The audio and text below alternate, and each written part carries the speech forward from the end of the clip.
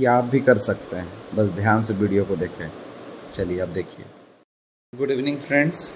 आज के ये वीडियो बनाने के पीछे कारण ये है कि थ्योरी पढ़ने में लोगों को बहुत प्रॉब्लम होता है, तो हम चाहते हैं क्लास 11-12 का जो बीएसटी इकोनॉमिक्स का पोर्शन है उसका थ्योरी का वीडियो हम बना दें आप लोगों के लिए, ठीक है, कि पढ़ना आसान हो जाए। तो आज का ये जो वीडियो बनाने जा रहे हैं वो बीएसटी का पहला चैप्टर का पहला क्वेश्चन जो पढ़ना है क्लास 12 के लिए, वो है what is management and explain it's characteristics. प्रबंध से क्या समझते हैं तथा उसके विशेषताओं का वर्णन करें। तो सबसे पहले मैनेजमेंट क्या है, तो बोला गया management is a process. Process क्यों बोला जाता है? प्रोसेस का अर्थ क्या होता है? जब किसी भी एक काम को करने के लिए बहुत सारे एक्टिविटीज से, क्रियाओं से गुजरना पड़ता है, तब उसको हम लोग कहते हैं प्रोसेस। तो मैनेजमेंट का काम जो होता है, प्रबंध का काम जो होता है, उसमें एक से ज़्यादा काम करना पड़ता है। जैसे पहले प्लानिंग करना पड़ता है, फिर ऑर्गेनाइजिंग, फिर स्टाफिंग, फिर डायरेक्टिंग, फिर कंट्रोलिंग। तो 5 काम करना हम लोग को पड़ रहा है, जिसकी वजह से इसको प्रोसेस कहा गया। तो जब भी किसी काम को इफेक्टिव और इफिशिएंट, प्रभावी और कुशल ढंग से करने के लिए एक कार्य का समूह को, ग्रुप ऑफ फंक्शंस को कंप्लीट करना पड़ता है, तब उसको मैनेजमेंट कहते हैं। तो आई होप आप लोग को ये बात समझ में आया होगा। अब यहाँ पे 2 वर्ड आया, प्रभावपूर्ण और कुशलता, इफेक्टिवनेस एंड एफिशिएंसी का मतलब किसी काम को समय से करना इफेक्टिवनेस है और सस्ते ढंग से करना एफिशिएंसी है। प्रभावपूर्ण एंड कुशलता, ठीक है।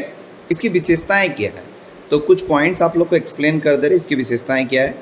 पहला है management is goal oriented process. प्रबंध एक उद्देश्य प्रधान प्रक्रिया है।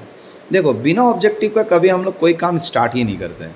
तो सबसे पहले जब ऑब्जेक्टिव क्रिएट होता है तब हम मैनेजमेंट का काम दिमाग से सोचते हैं, ठीक है। तो सबसे पहला हो गया goal oriented process. Second is management is all pervasive. Pervasive का अर्थ होता है सर्वव्यापक, ठीक है, सभी जगह, चाहे आप खाना खा रहे हो, चाहे आप घूमने जा रहे हो, चाहे कुछ भी कर रहे हो, business and non business activities कुछ भी कर रहे हो, हर जगह पे मैनेजमेंट चाहिए, इसीलिए इसको ऑल परवेसिव कहा गया है। Third is management is multi dimensional process. Multi dimensional का मतलब क्या होता है? देखो, अक्सर हम लोग देखना है एक से ज़्यादा काम जब लोग करते हैं तब उसको हम लोग कहते हैं मल्टी टैलेंटेड। उसी तरह जब एक से ज़्यादा काम ये कर पाता है तब उसको मल्टी डायमेंशनल बोला गया है। जैसे ये वर्क को देखता है, ये पीपल्स को देखता है, एंड ये ऑपरेशंस को भी देखता है। मतलब लोग क्या कर रहे हैं उसको भी देख रहा है, काम क्या चल रहा है वो भी देख रहा है, काम कैसे करना है वो भी देख रहा है। तो जिसकी वजह से इसको मल्टी डायमेंशनल कहा गया है।